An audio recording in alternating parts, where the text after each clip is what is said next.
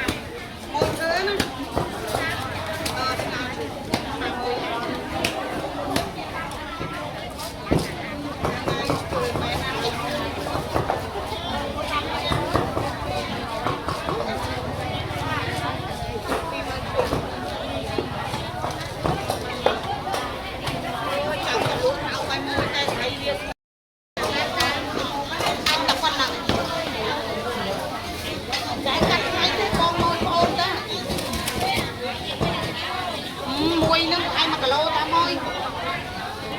chui vô tư kia ăn miên này tổ ai kia tư ai cái tai miên luôn con đằng ăn đâu mà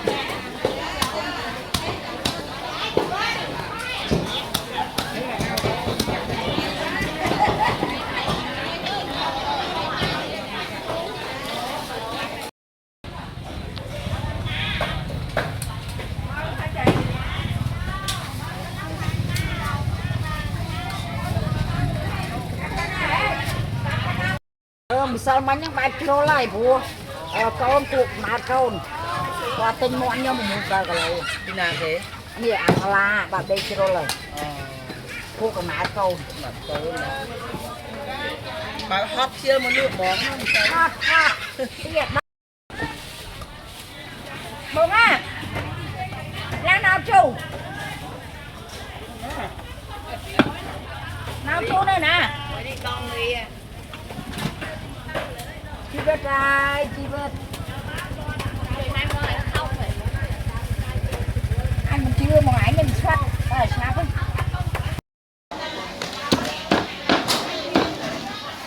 cái này